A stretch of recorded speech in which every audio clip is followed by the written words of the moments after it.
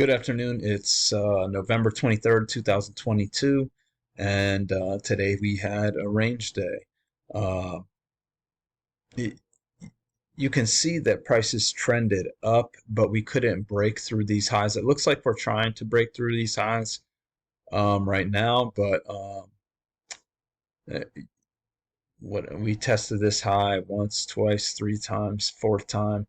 So we'll see. Maybe by the end of the video, we'll be pushing higher, but really just a range day. In the overnight, we had this high and low, um, and then I don't know if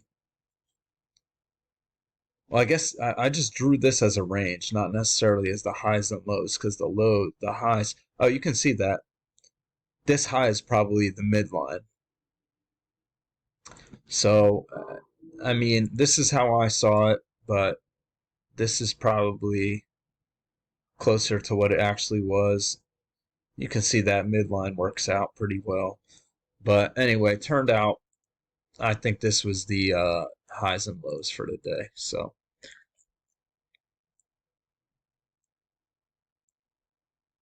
we'll take a look at these trades.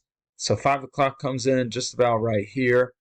Nothing set up right here. That's a second entry short and not a good setup, but it creates this potential trend channel. And so when we come down here and you get this first entry, failed second entry long, you might consider taking that. I didn't personally like it enough to pull the trigger just because of that being like basically like 5 bars stacked up. But you can see a bunch of people did like it. It turned out to be a good move. And then we come back here and you get a second entry short off the trend channel. So at this point, because we just broke beneath the overnight lows, I was only looking for 4 ticks. If you went for 8 ticks, 675. Yeah, you would have gotten 8 ticks. But you know, we just broke beneath. It was looking like a range, so the first breakout fails, so you got to be careful there. Um, and we make this new low, and you don't get a failure set up. We make this strong move up into a news item, and that causes this chaos here. And then we're coming up here, and this does confirm the trend channel, but that's like a third entry, so you can't take that. Then you get a second entry up here, but notice how we didn't come up to the top of the trend channel. Notice we're just kind of in no man's land. We are going into the midline, so there's plenty of reasons to stay out of that trade. Um, and that would be, I mean, does it get you 4 ticks? 28.75, probably not. So that's a 4 tick failure. You're also just going into the highs. And I think really here it's just that midline, because you might expect it to test the close of these bars and it comes up short of that. So I think, if you see that midline combined with the fact that you're just in no man's land and this isn't, whoops. All right, let's see. Where's that? Right about there, I think. Yeah, there we go. It's not a runaway uptrend. We went below the EMA here. It's just not clear that it's a runaway uptrend. So you're not trying to take something like that. But then when we come down here and we get a bounce off the trend line, and technically the second entry triggers above here, but this looks like a second entry right here. And it's also technically a failed second entry short.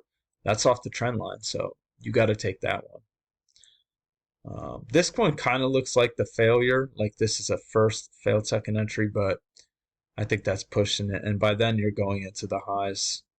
So anyway, we come up, we test this high, and we just can't make it to the top of that channel. I guess it's a little too steep, and we just start going sideways. And you get a failure here, but it's too far from the EMA. I don't think you want to take that. And this kind of looks like a second entry short, but that's you're stretching it. You're stretching your luck. We come down here and you get a first failed second entry short.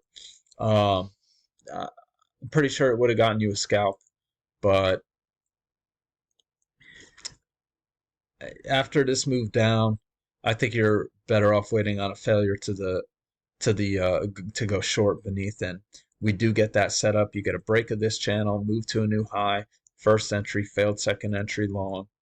I think that's a pretty good setup with room to these lows. You can see it tested those lows here, and then people took their profits a little, but then the floor fell out. And then we break beneath the overnight lows, or at least what I was looking at is the overnight lows.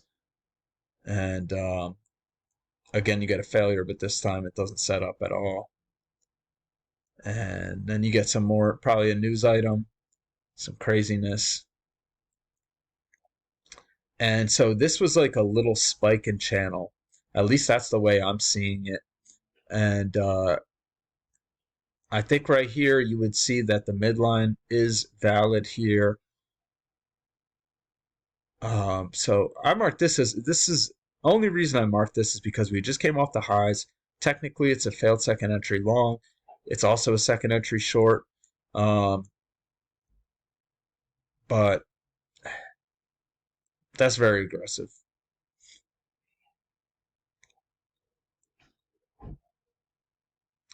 And I'm trying to think if people would be trapped getting long here. I don't think you want to, because the short-term channel, we already have a break in, like a matching high.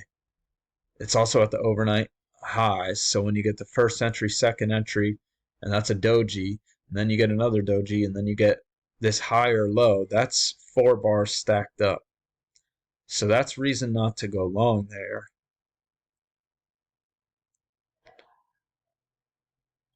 Here we get a second entry long.